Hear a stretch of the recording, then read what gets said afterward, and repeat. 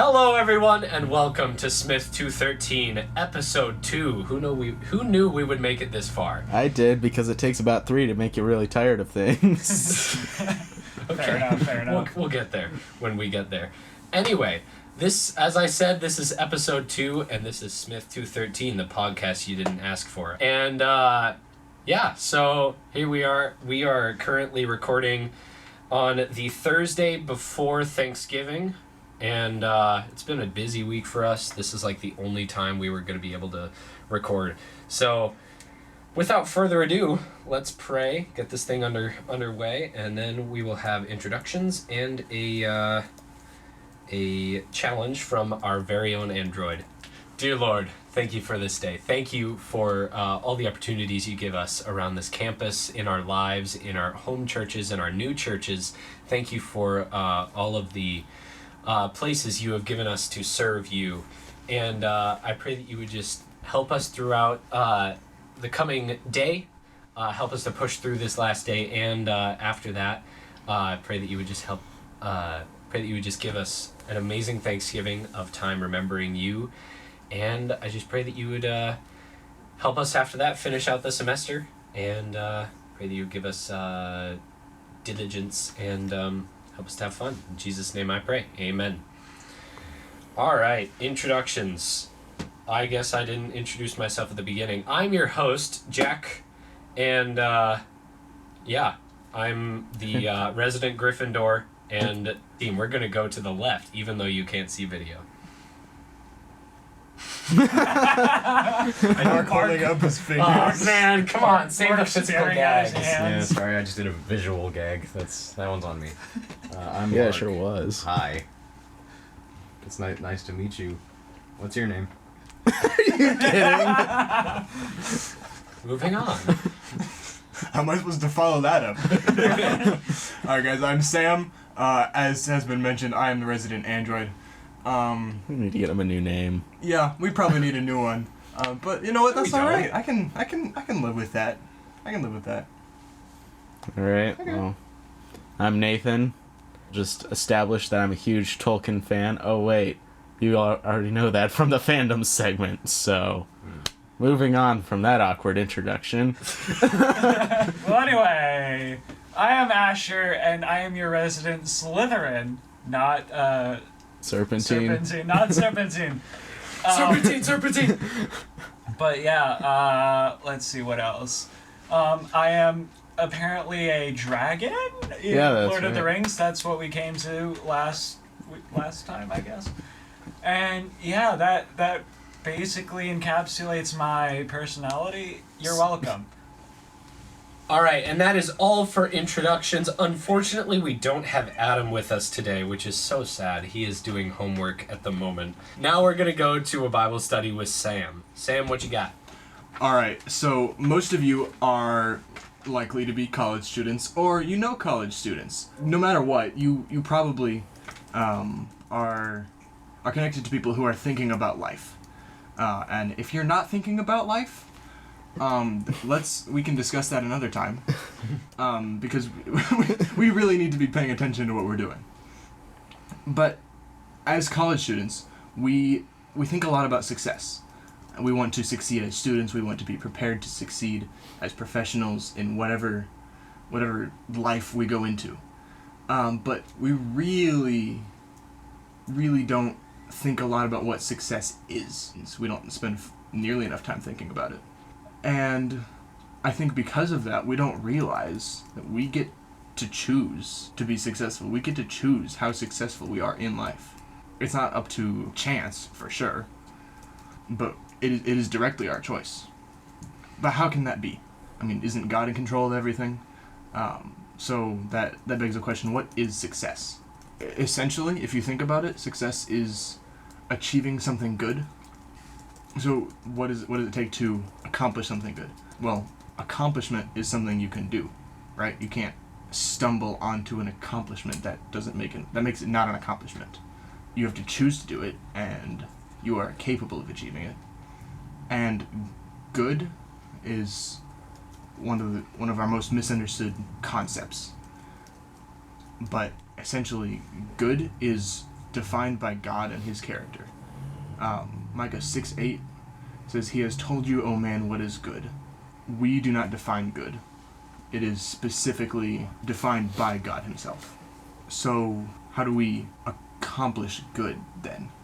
Well, the only thing we can do, the only thing we can choose to do in relation to good as defined by God is obey him.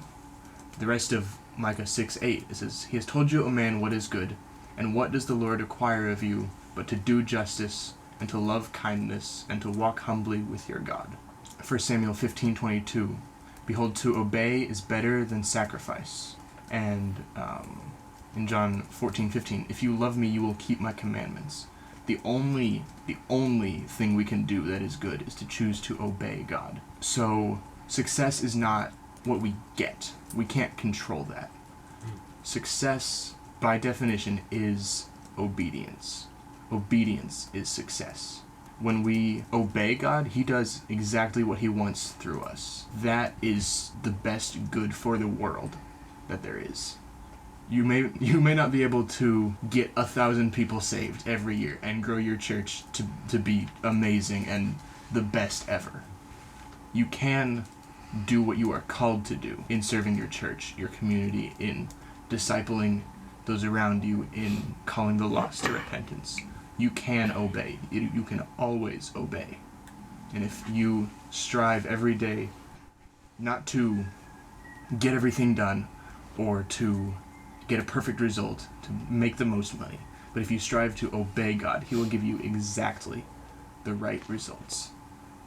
Obedience is success. About success and about like following the Lord's plan, it's really, this can also go not only for success in your field, it also applies to what people are trying to find out what they want to do. So like, even if you are listening to this and you're not a college student, but you're close, you're getting there, you're wanting to be, you don't know what you want to do, that's one thing that I'm still struggling with. I don't exactly know what I want to do yet. I'm a voice performance major with a theater minor. I have no clue. Right. It's I had a realization tonight, and I had a thing where I was like, I really want to do this. I really want to do theater, and I want to do the arts, and I want to be involved in that way. But I don't know what's going to happen. That I can't say that for sure.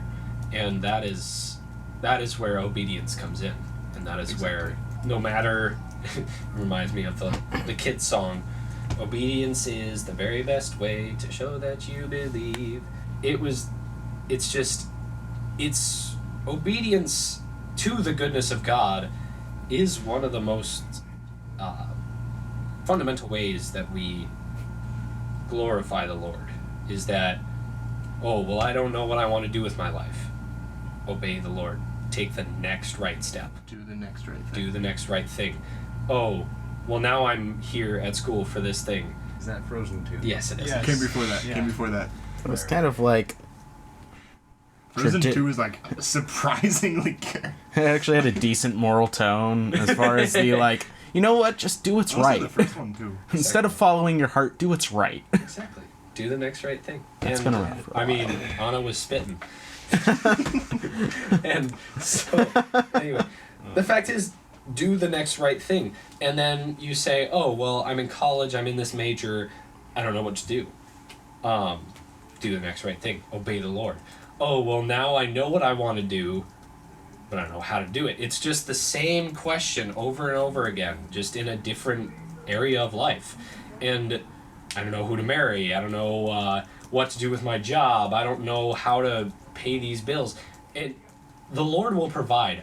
And sometimes it takes a lot of different forms of how he provides. Sometimes doing the next right thing is going to bed instead of staying up doing homework. And he still lets you get done exactly what you need to. Yeah. And sometimes that's not 100%. And that is just something, the goodness of the Lord and the success, those two, that correlation is just, God is good, and your success is not based on what you do in your measly lifetime. Success is not oh, well, I did this and this and this. I accomplished this and this and this. I can do this. Success is so much more than that. Success is finding the Lord's will for your life. It's just so fundamental to the Christian life that we should keep going with just doing the next right thing, just keep obeying. And that's one of the things I'm trying to work through.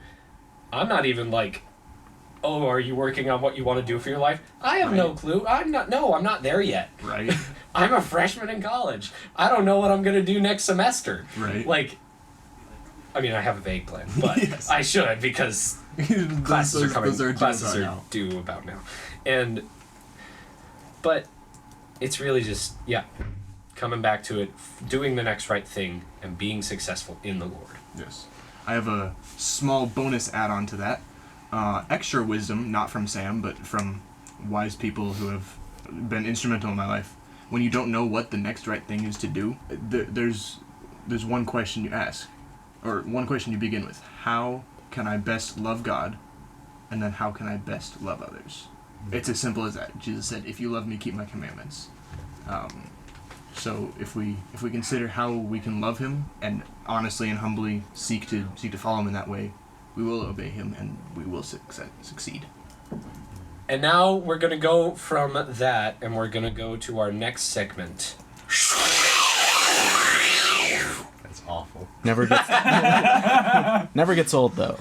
All right. I think it's already gotten Our enough for first question for today is going to be, who would die first in a horror film? This is a good question. I mean, I have it is no who would die first, but I think we should go with like 1 to 6. Yeah. What's the So, ranking? who would Who survive? lives the longest? Here's Hear me the out. here. First to die. Oh. It's Jack. Oh. Respectfully. What? Nothing, You know, nothing I- to do with your physical capabilities, purely your personally- personality. I kind of agree with that. What? A little bit. Here's the thing: you have so much personality that it's not. You're too round of a character for a horror film. Ooh. Yeah. You're not Okay. flat enough from the stereotypes I'm familiar with. That's why. Would I my be the reason one to go behind it. check out what's in the kitchen? Yes. Yeah. You'd be the one to go look. You'd be the one to go look in the kitchen, combined with the dad from The Quiet Place. Like you would have a good reason to die. Ooh. Ooh. As long as I had a good reason to die, I'm okay with dying You first, would but be- still, that makes me like, Like, you're very brave, but you would, like, be the first one to die because you're brave. Exactly. interesting. So wait, why do the So- cowards live? Because we're they're more running away. they're more entertaining to watch. Yeah. It's more fun to see people This screaming is and true. like running for their lives than someone's gotta- like, like, "Oh you gotta yeah, make the so horror take a movie as shovel to the miserable to watch as face." Do I possible. get a really emotional montage? Probably. Okay, Yeah. I'm good with that. I feel like the I mean- shock factor of just rounding a corner and seeing your corpse dangling or something Oh, would be it's much true. more It's horrific true. than It's an true. emotional montage. That's scary. The emotional montage would be like too. I think we're talking about Passionate. two different kinds of horror movie. I'm talking about horror. Yeah, Yeah, Mark's yeah. right on track. What is yeah. your setting? Like, where are we in your brain? Like a dilapidated house. Allow me to say that if I lived past the first death, I would say, "All right, everyone, we're all leaving together right now." That would be Yes. me. Yes, and then We're gonna there call the cops. We're gonna go and sit in the police station until whoever did this What if is the door was gone. locked from the inside? Well, then we'd find a break. way. We'd find a way out. That's There where are the complication windows. would come in. Nathan would say that. I would agree with him, and we would try to hurt everyone out. But then Adam or Asher would get up to something. I don't know what, but it has to do with finding a way to get the door open. They'd both get up to something, but Adam would die and Asher would survive. Here's what Adam would do. This. I saw a shovel in the room. Let me go get it. And then he would. And run then he would get like trot off. Yes, to, like, he go would. Get it. Like just happy as could be. it. Yes. Wait, guys. No, Adam is the killer.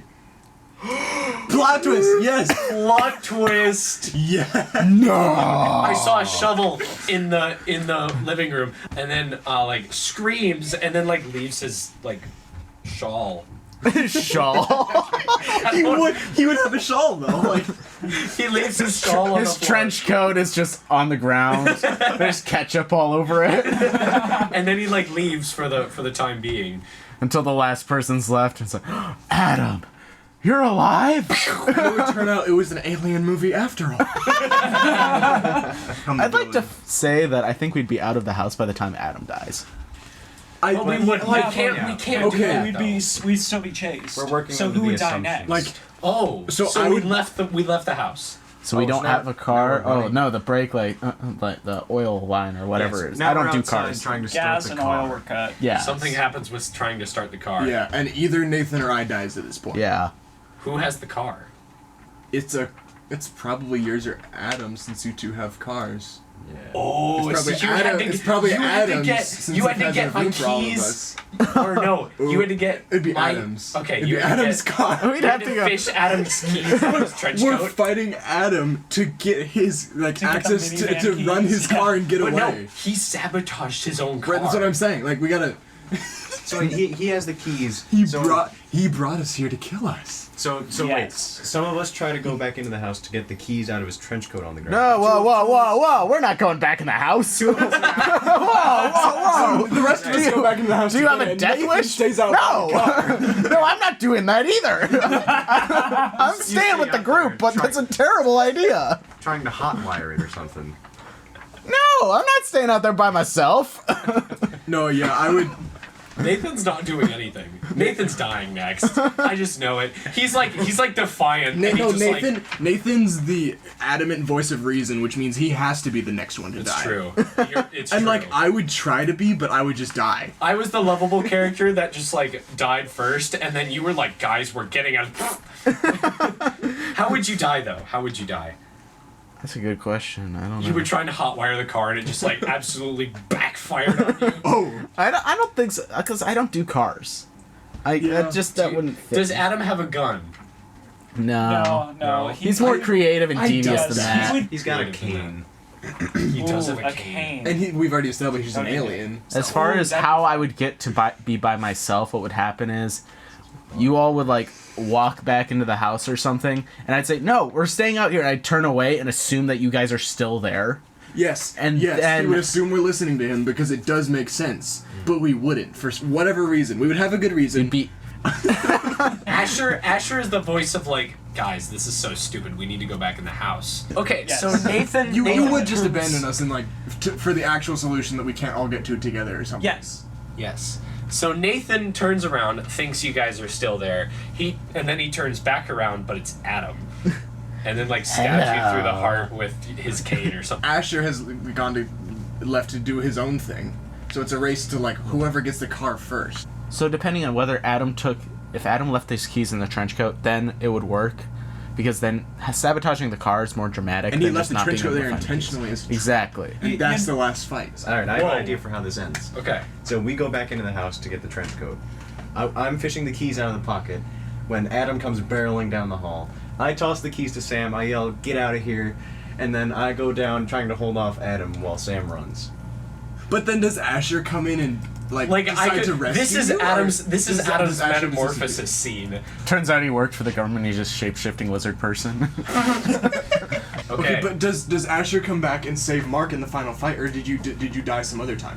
So the last time that I separated from a group, the last time I separated from a group and was being I chased just through had a a cemetery, terrifying idea. I ended up in a pool of my own blood, yelling Oh. for help. Wow. Yikers. What'd So, you yeah. do? What'd you do So- to yourself? It's actually a very funny story, and not as dramatic and not nearly as dramatic as I'm making it out to be. That But genuinely instilled fear in my heart for a split second. Like when Hey, you say I'm- pool of blood. I'm still alive. But yeah, my house back home backs up to a cemetery, and every once in a while we would go out there and play some fun games. Nothing crazy. Ghosts in the graveyard. Actually, yeah, a few times. I mean, But that tracks. we were playing Sharks and Minnows that night. Mm. It was like 11:30, I think. Boy. And my brother and my best friend's sister, they were the sharks, and we were all trying to get to a central flagpole. And I decided that I would separate from the group and run along the road. I was darting from tree to tree as fast as I could, and I had time to build up speed. But little did I know that there was a one-way sign pointed along the road, and I couldn't see it till the one-way sign was about 5 feet ahead of me. And when you're running as fast as you can't stop when you see something that's only 5 feet ahead of you. Oh. So my face slammed into the one-way sign, and Like it the sliced pole my- or the sign? The sign itself. So the sign sliced my face like a knife, and that's how I got that eyebrow scar. Oh. And Wow. then I was just ended up laying on the ground somehow. That's don't know it? That's all you got from that? Yeah. That's crazy. Lucky you. Yeah. Yeah, you're Okay, but eyebrow scar is like the But- coolest scar. I Yeah. know. But yeah, I somehow ended up on the ground, face down, because I was in obviously a little pain. I eventually looked down at my hands, because my hands were like very wet for some reason. And I see these dark blots all over my hands. And I realize my face is hurting. Wow, what's going on with my face dripping this red, dark liquid? And I realize it's my own blood falling all over my hands. So then I yell for help, and eventually my best friend finds me. And he was like, whoa, you should probably go back to the house. So I went back to the house, and I was like, I'm not that injured, okay? I'm only bleeding out of my face. But then everyone else like showed up, and they came to me, and they were like, you should probably go to the urgent care. So yeah, ended up going to the urgent care like right around midnight that night. What Wow, fun. So yeah. That's crazy. I think what we're hearing is that in our horror movie, Asher runs off to find the actual solution to the problem. And I just end up he hurting hits myself. his face on a He kills sign. himself. Adam doesn't even do it. I just do it by accident. I don't search out. That would the be a way to harm twist. Does Sam myself, drive but I away just with the end car? up dead. Oh, I definitely wouldn't. I mean, like, yes, You would if be- you everyone's would be dead, I'm waiting driving for- away. But So, I, yeah. You I wouldn't wouldn't realize just that I'm run dead. and leave So- Mark. I would like to think. No, Mark is dead. How did Mark you die? know Mark is Okay, dead. so we Doesn't go matter. from I die, I think. and then Asher runs You off. skipped over me. You died first. Remember? Well, yeah, I know. So All right, so Jack dies, Adam dies. He doesn't actually die. I die. Asher runs off to try to find help, kills himself by accident. but you don't know that yet. You don't know that yet.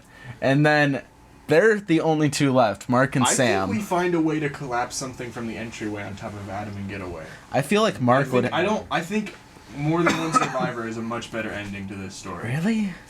No, one You survivor. gotta have the Either- confrontation of 1v1.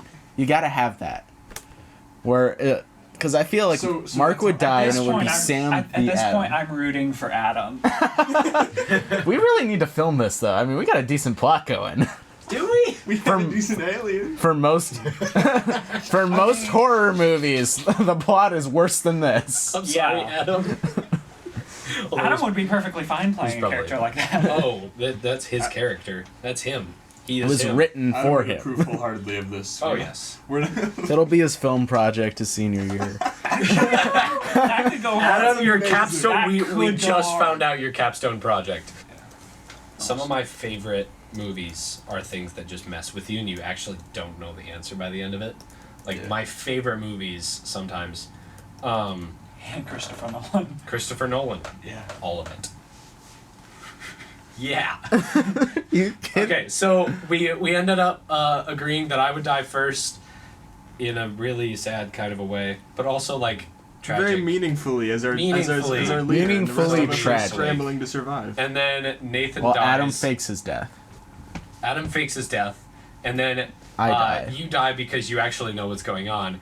Asher runs off to go figure out the solution.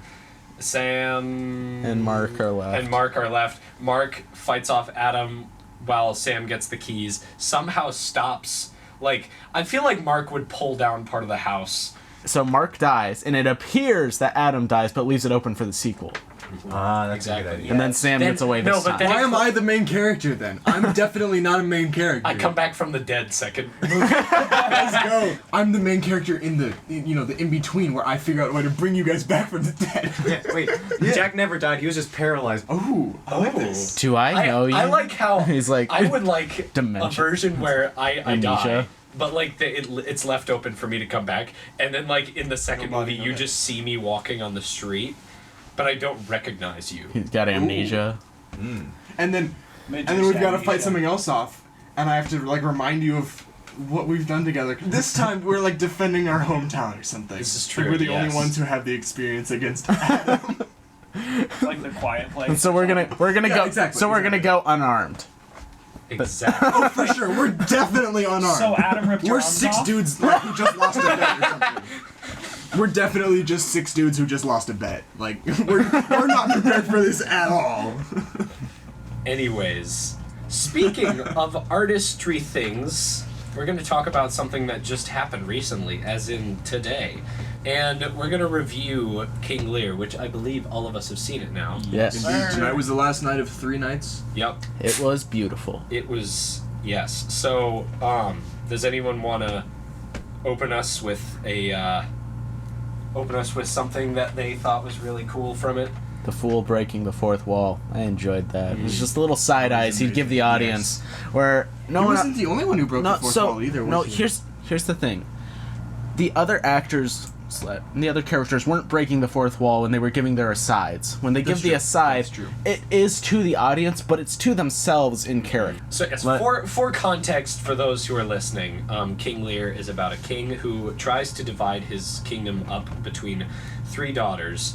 2 of them flatter him with all their words of love because they want the biggest plots of land. And they're Cordelia jerks. is the one, the youngest daughter, and she says no because she says that, well, I'm not going to tell you that I love you with all my heart because I'm going to be married someday. I don't love you with all my heart. Half of my love is going to go to my husband. Very wise, very loving daughter, like more loving than the other 2. And so Who are anyway, absolute she gets sent to Spanish. France with her new husband. That shows you how With much no the dower. king hates her, though. It's when the British are sending their princess to France. We know something's wrong.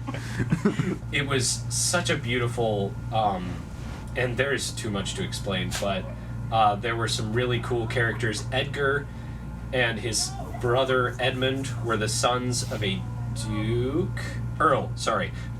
sons of an Earl of Gloucester. And so Edmund and Edgar are brothers. One of them, Edmund, is the son who is adopted, and there is a son who is by blood. And so the adopted son feels like he's not loved as much as the blood son.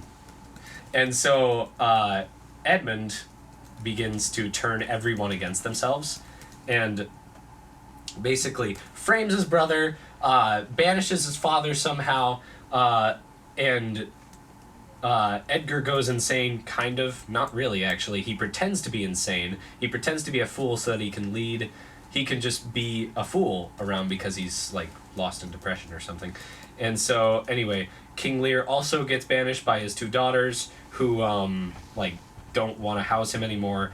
And the fool, the King Lear, and Edgar all meet up and ends up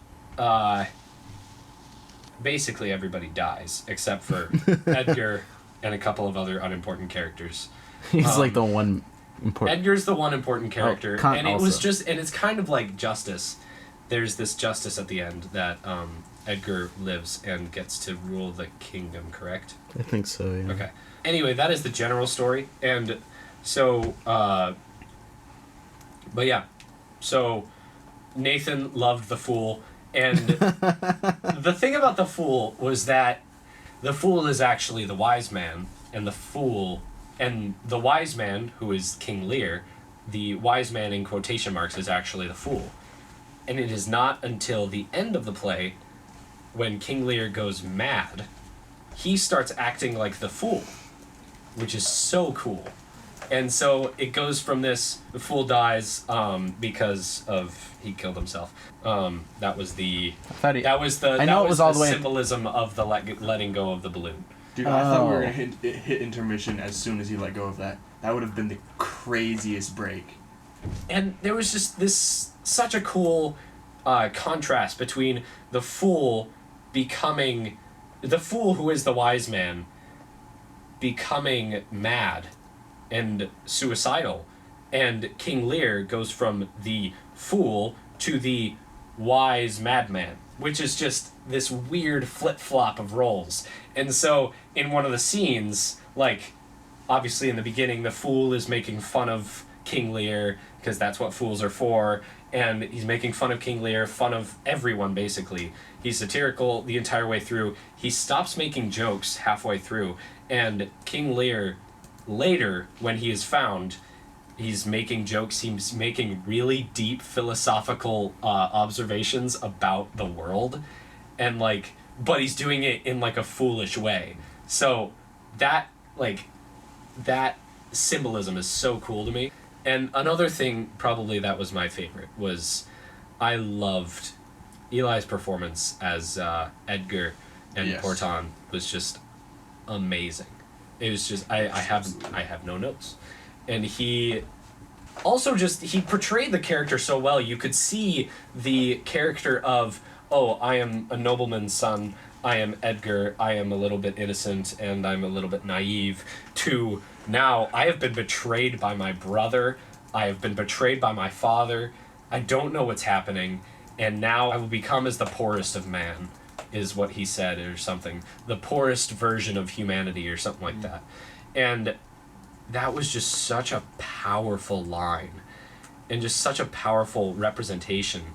And seeing him, and I genuinely asked Google afterwards, I was like, did Tolkien base Gollum off of this character? And I'm not even joking, like, I can see it. I could totally sure, see it, the for way sure. he was, the way he As was soon as just, he came on insane, I was like, Gollum. yep. And, I mean, probably did. Honestly, so It probably was a generalization of a lot of things that made Gollum, and he might have made it up his own. So but my thought on that is, I don't think he would have based it on that. no, My thought was more along the lines of, it looked like the actor who was portraying him was inspired by Gollum interesting. in how he portrayed it. Where, I mean, That the could be idea true. behind Gollum is just the duality of character, which you see throughout literature. It could have come, if it was based on anything, it could have come from anywhere. But the way I saw it, it also reminded me of Gollum, just in the way that he moved.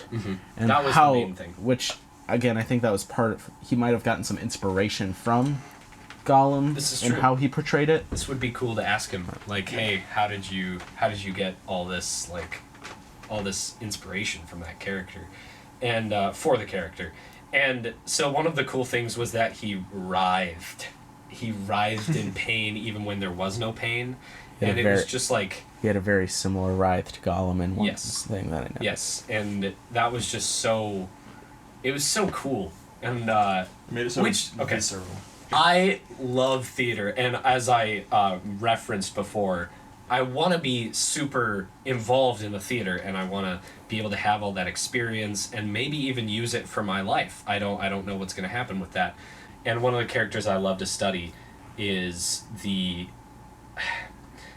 character that has two personalities or more, Yes. to be honest, or the crazy character, or the character with such emotional depth that you can have a crazy part and just like this totally deep character, and you have all these different ways of playing him. And so like things like McAvoy's Split, that is a character because he's got split personality. Jekyll and Hyde is another really big interest of mine. Gollum is really cool. Characters that aren't quite right, in my opinion, aren't quite there psychologically. That is just a character that I really love, and I really think Eli did that character justice. But yeah, there were so many symbols throughout. There was a lot of praying, and there was a lot of introspective side notes that happened. There was a lot of breaking the fourth wall that happened. Half There the was- lines... There was okay, a lot of humor. There's a there lot was of a lot of humor. Leave it to Shakespeare to put humor in his tragedies, where everyone dies and And yet somehow it makes it even more profound rather than taking away from it. Because that's real life. Right. People do make jokes. People are humorous in real life. And it just made it so much more real. Mm-hmm. And, I mean, the thing that really got me was Earl of Gloucester and his son, and Edgar, who was leading him when Earl of Gloucester lost his eyes, and his son, Edgar, unbeknownst to the Earl, because he couldn't see him, his son was leading him to safety. And it was just a really beautiful moment. It was just the fact that Edgar got to save his father. If I could interject, going back to the idea of jokes in a tragedy, one of the topics discussed at the pre-concert was the idea of the value of a tragedy, and that joy is heightened by the juxtaposition to sorrow, and vice versa, the grief of the tragedy is deepened by the juxtaposition to the jokes in the play. Which is just interesting. Yeah. That's very true. Yeah. Anyway, so far that's the best artist series I've been to. I mean, Yes. so yeah, so far that is what we've had for artist series.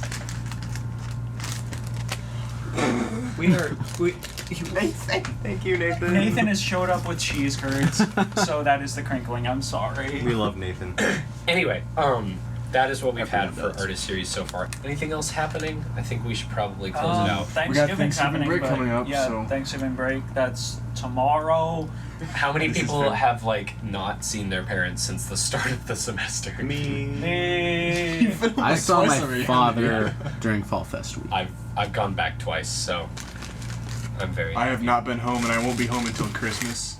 But I have grandparents in town. I have cousins in town. I survive. I I'm survive. sorry. We gotta close this thing out. He's gotta take a shower. Alright. All right.